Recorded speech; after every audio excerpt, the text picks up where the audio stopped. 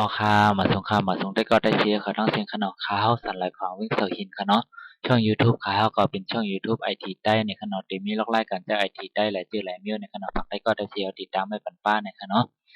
ก็วันเมื่อไหร่ก็เดมีล็อกไล่กันจะไอทีเป็นแอปค่ะเนาะแอปเคพัดในค่ะเนาะเดมีล็อกไล่กันถอนเงินอำโหลเลยแต่วัดในค่ะเนาะก็ห้ามก็มาเลยเพียนด้วยจำกันค่ะเนาะก็มันเดมีจึงหลายๆในค่ะเนาะมันตั้งสู้เท่าก็ได้ขอดีแอปเฮาค่ะเนาะ นะครับได้เข้าที่แอปเคพาเท่ากันเนาะแล้วก็กกดที่ถอนเงินนะครับเนาะก็เลือกจำนวนเงินที่เราได้โอนนะครับเนาะเราก็เลือกปันค่ะเนาะเราได้โอนก็คือนะครับเนาะเราก็ใส่ข้อกันนะครับเนาะใส่กลางค่ะเนาะเราได้โอนก็คือก็ใส่ข้อกันนะครับเนาะแต้มลงกับค่ะเนาะ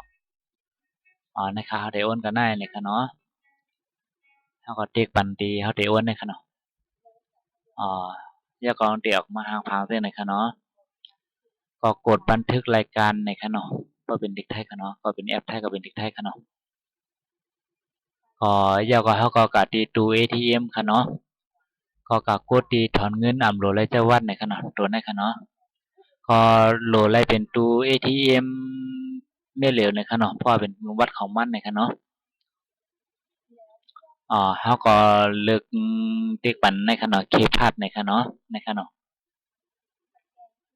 แล้วก็สแกน QR code กันในค่ะเนาะเปิดแอปเคพาดเฮาป้าในค่ะเนาะเขาก็หึงนี่ว่า QR code ในค่ะเนาะหน้าจอ ATM ค่ะเนาะ แล้วก็เขาไถลงในโทรศัพท์เขาค่ะเนาะอ๋อแล้วก็ที่สแกนแล้วก็มันที่ว่าถูกต้องถูกต้องเขาก็กดยืนยันค่ะเนาะพอถูกต้องก็ยืนยันค่ะเนาะ